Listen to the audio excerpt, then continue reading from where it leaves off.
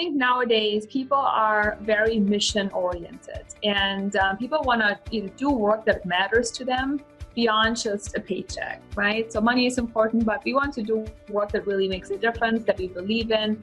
And us leaders, if we want our people to really go above and beyond and do great work for the right reasons, we need to make sure that they trust us and they understand, why the work they do is so important. Welcome to Grow Think Tank. This is the one and only place where you will get insight from the founders and the CEOs of the fastest growing privately held companies. I am the host. My name is Hammett. I help leaders and their teams navigate the defining moments of their growth. Are you ready to grow? Trust. Trust is a necessary element inside of all of our businesses if we want them to grow. If we want our teams to work well together, we want them to collaborate. If we want them to take direction, and we want them to truly add value to the organization. Trust your employees. Trust with employees is not something to take lightly. You have to be very intentional about it. Today, we're going to look at that from different angles. We're going to look at where trust comes from and what you can do about it as a leader. My guest today is Carolin Soldo. She is with Carolin Soldo Coaching and Events. They're one of the fastest growing companies in the Inc. 5000. Really excited to have her on the show because we're going to talk about entrusting employees. What does it take as a leader to truly trust employees? And why is that important as you grow? Now, you probably already know, but one of the things I like about this is we look at some of the different aspects of how you really get to trust, what really makes that happen inside your own leadership. So stay tuned for this interview with Carolyn. Before we dive into the interview, I wanted to remind you that you can actually get a tool that I've been working with clients with for the last couple of years. I've refined this tool that's gone through several iterations. Now we have it completely automated. You can actually go online and fill out the leadership quiz. To get the leadership quiz, just go to theleadershipquiz.com. That's pretty easy, right? Theleadershipquiz.com. What you will get when you do that is you will answer a few questions. You will see where you rate based on the core principles of fast growth companies. If you're ready to grow your company or you want to see where you are, then make sure you go to theleadershipquiz.com. Inside it, you will get insight to where you are, understand where you want to improve, and you will get them mapped into the 10 areas that are most specific to fast growth companies. Again, go to theleadershipquiz.com and you can get that right now. Hi, Carolyn. How are you? Good. How are you doing? Fantastic. Well, I'm excited to talk to you about your business and about leadership. So let's kick this off with, tell us about Carolin Soldo Coaching and Events. Yes. So I have been in the coaching/consulting field for about 10 years now, all from health coaching in the beginning and now where we work with advanced experts. So that could be coaches or consultants or event planners, realtors, people in finance, creatives. And we help them grow and scale their business in the simplest, easiest way possible. So it's all about growing without necessarily working more. Well, we're going to dive into a topic that I think is very necessary, and it really is about trust. Give us your kind of point of view on why trust is necessary inside this leader and employee relationship. Mm-hmm. Yeah, I think nowadays people are very mission oriented, and people want to do work that matters to them beyond just a paycheck, right? So money is important, but we want to do work that really makes a difference, that we believe in. And, us leaders, if we want our people to really go above and beyond and do great work for the right reasons, we need to make sure that they trust us and they understand, why the work they do is so important. And so, I've gone from really not knowing a whole lot about leadership at all and sort of micromanaging my people and not getting the good results I wanted, to now really building amazing relationships with my team where they fully trust me. It's an A team, and they love the work they do, and it's more of a mission than a job for them. And it really shows in, the quality of work they do, the service they give to our clients, and the whole experience. So it's been a big change. I heard an influencer the other day talk about this concept of A team, and I wasn't sure where I thought about it, but I want to get your perspective and maybe just talk about it for a second. His approach was there is no difference between an A player and a B player. It really is about how you lead them, the opportunities you give them, I could see both sides of this. Where do you come down on that as far as A players inside the company? Mm-hmm. So I believe that there definitely is a difference in people's personalities and their level of drive, their level of motivation, and so there are A players and B players for sure. So I think both pieces are important. That you select A players and you know how to identify them and hire them, but also, of course, lead them the right way. So, bring out the best in them so the A player can become an A plus player with that. Yeah, both are.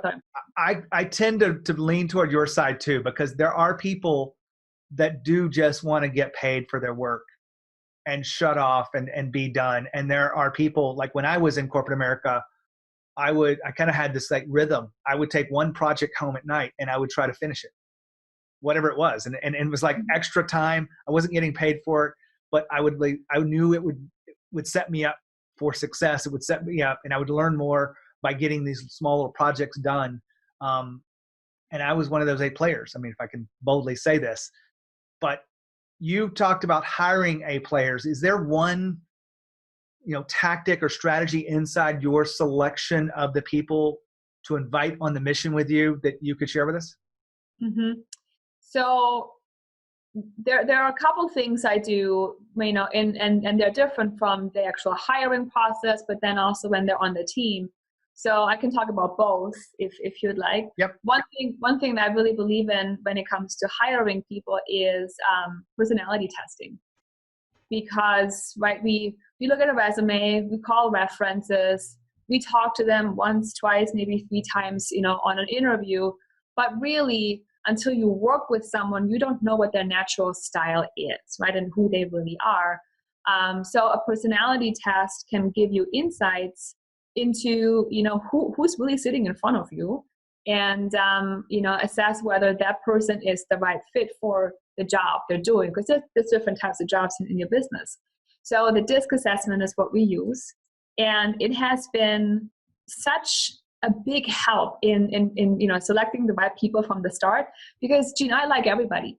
If you're sitting in front of me and I talk to you, I'm like, oh, this is a great guy or this is a great woman, and I see the best in everybody, which kind of blinds me a little bit sometimes because I just like everyone and then I want to hire them. So I've made a lot of hiring mistakes in the past where I put the wrong people in the wrong spots and it just didn't work out. So the DISC assessment is a beautiful thing, and it allows you to figure out people who are good for sales or back office operations or customer service or coaching, and it just really improves your chances for success and giving that person a job they will really enjoy doing too. So I don't want to test you on this, and I agree that having an outside perspective on this, any of the personality tests I think have their merits. We use Colby test, and I have some other clients that use predictive index as a different way to look at things. When you talked about sales, what are you looking for out of this DISC profile to be a high performer in sales? An ID or a DI. Yeah. Someone who is very outgoing, someone who loves people, takes initiative, highly self-motivated, extroverted, but also very confident. And so the D is your dominance level. And that's important because they're facing rejection, right? A lot potentially. And, on a sales call, you want someone who can take control of the conversation in a nice way, of course, right?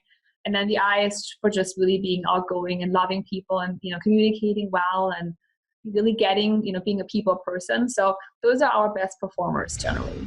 Hold on for a second. Carolyn just talked about the need for personality tests in interviewing your potential employees. Well, I really believe that you want to understand the skills that are necessary for the job, but what's more important is that culture fit. Is that personality that this person has going to fit within the culture of the company and for that role? Are they going to be able to play at their highest level? You want to make sure that you're only making offers to people that you believe can play at the highest level. I know it's a tight job market, but I still believe that the standards that you have as a leader are very important overall for the organization. And a very important thing to remember is a bad hire is extremely expensive. You know that, but I'm just reminding you. So make sure that you have that culture fit with any employee that you make that offer to. Now back to the interview. I know from back when I was in sales, I had the DISC performance. I was a high I, high D. Yeah, see? And you were good, right? I was pretty good. And there was a lot of rejection along that journey, but I enjoyed it. I enjoyed the challenge. Yeah. I want to switch gears on this, like really getting trust inside of employees, hiring the right people we know is important, but really developing them and leading them. So what are your core principles around building that trust? Mm-hmm.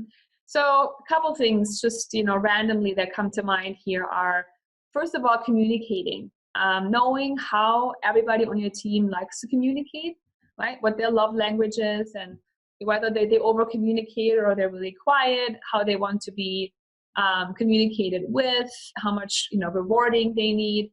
So really understanding people at that level, and then over communicating what's happening in the business. So to give you an example, when I went from really keeping people in their silos to changing all of that and having, overall company meetings where the copywriter meets the sales rep, sales rep talks to the Facebook ad person, but before they've never seen each other before. Now they're on a meeting and they actually get to learn what's happening in different areas of the business. So, giving people optics as to what everybody is doing, key projects and initiatives, challenges, opportunities we have, just making them feel like they are in the know, like they know what's happening and they know where the business is going to, as to like where my mind's at, what my mission is and vision and where I want to go. It just makes them feel bought into everything. It makes them feel important. And then also asking for their input. What do you think about this, right? What do you think we should do? Gives them a voice. I haven't shared with you the specifics of my research, and I want to just highlight a couple of things because it really is saying the same things with different words. What I found is fast growth companies really do value transparency, which is that openness and sharing of data, breaking down those silos, but also inclusiveness, like being able to include people in ideas. You can't have trust in an organization if you don't trust them with the data to make decisions. Mm-hmm. So what have you learned along your journey about trusting employees and the courage it takes to do that as a leader? Well, it speaks to vulnerability, which means a couple of things. It means sharing your profit and loss. It means, sharing the numbers, setting goals together. And that's hard because it's private, it's not always easy, but again, it gives people the tools they need to actually make a difference and come up with ideas they would never come up with otherwise. But also being vulnerable in terms of your feelings. And I know you didn't really ask me that question, but especially as a woman, so I know we have men and women listening in here, but both genders need to be vulnerable in sharing how they're feeling about the business, because we're not always strong. We're not, Superman and Superwoman flying around. We have fears, we have concerns, and showing that in the right moments to our teams, again, builds that trust and on a personal level, right? Not just, boss and employee or manager, but, on a personal level, it shows people that who you really are inside, and that will kick up the trust level, a notch or two, even more so. Hold on. Carolyn just talked about vulnerability. When you think about vulnerability, do you think weakness? Do you think, how dare you show a crack in the armor?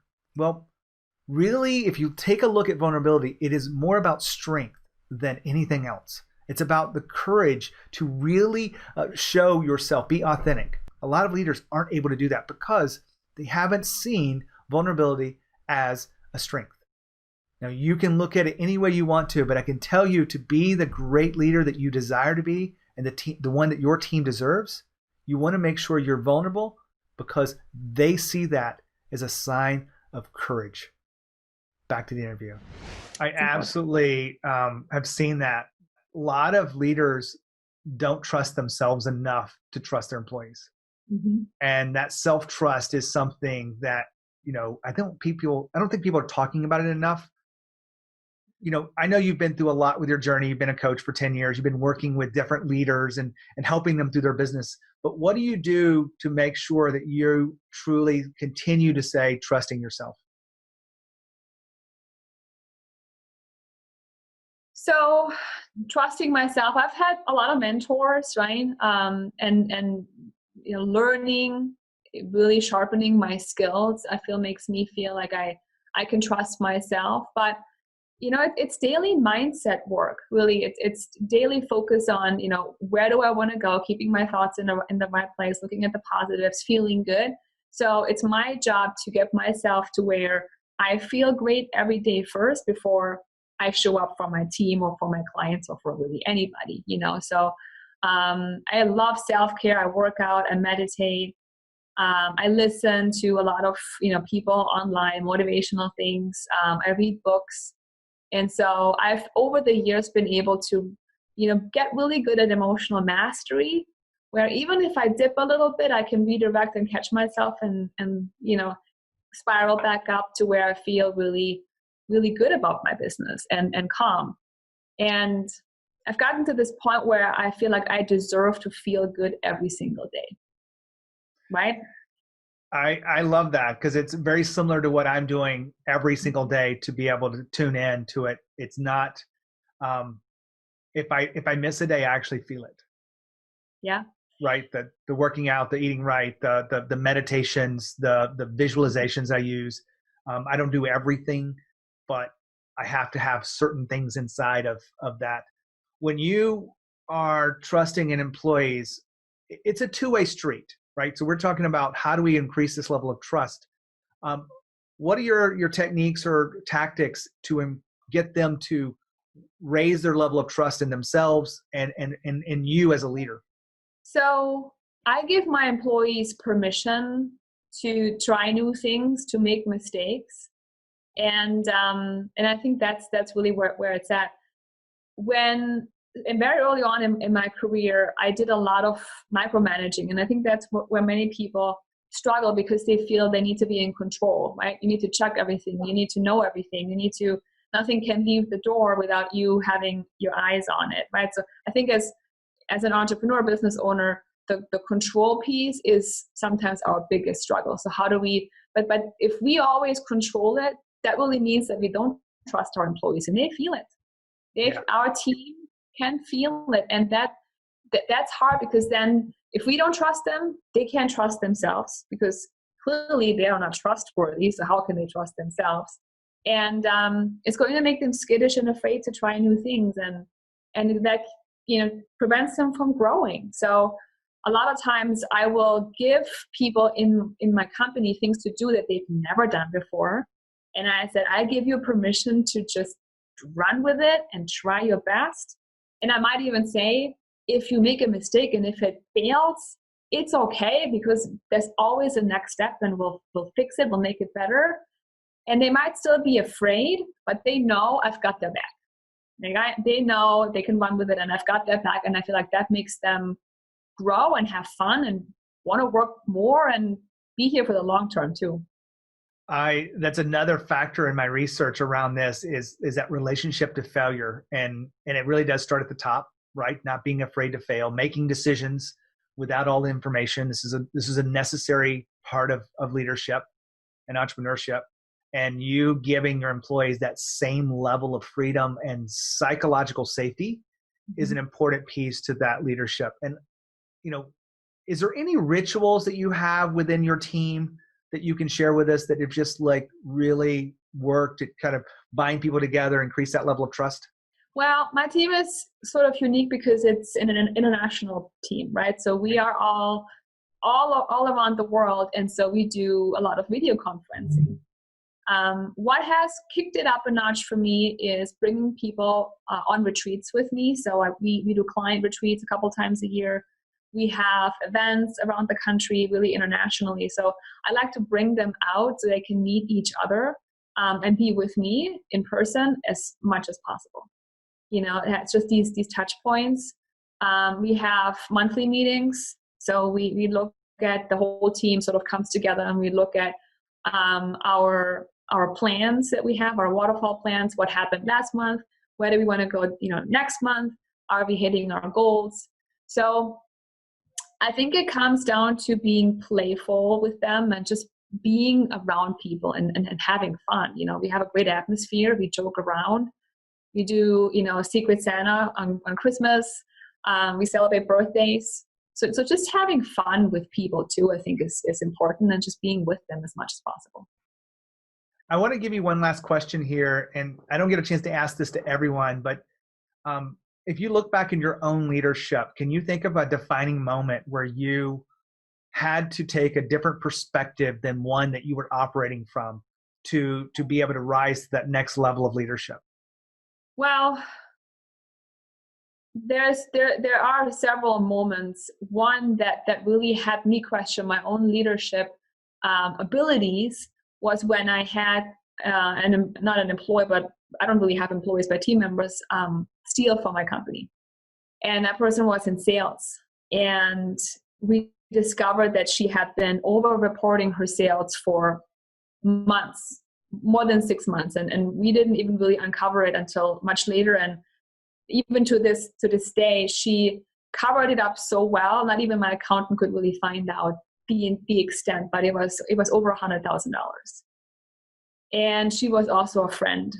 I had taken her on vacations. My kids played with her kids. And so not only was this, me thinking, am I mismanaging my people, right? Am my system's not tight enough? But also, how could I not see it as a person?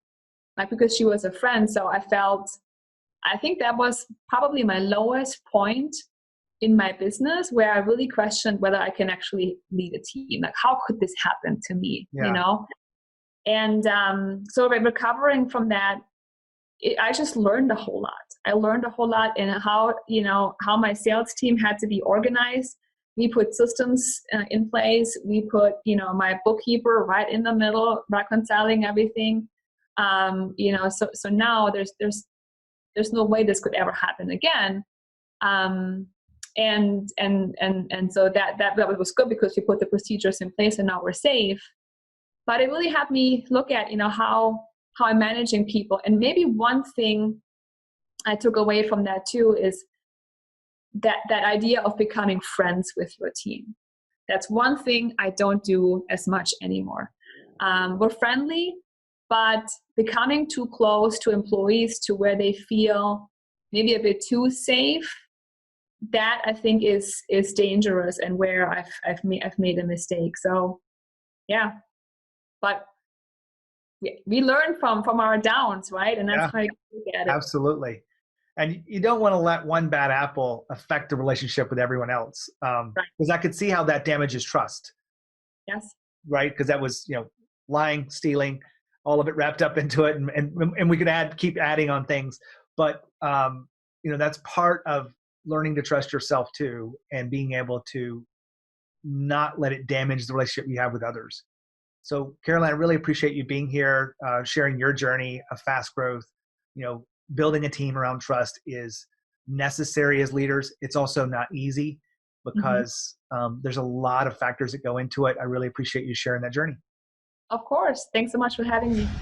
Love these interviews. Going deep into an element like trust is so exciting for me, because I get to see how other leaders are thinking. Carolyn's a fellow coach. She mostly coaches women, which is fantastic. She helps them really understand how to grow their business. And it takes a team to do this. I love the fact that they're breaking down silos, that they're really including people inside decisions, and they're making them feel empowered. No micromanagement here. All of those things lead to employees that trust you. Now, when you as a leader want to increase the level of trust, you have to look at yourself first. It's not the employees. And that's the hard part.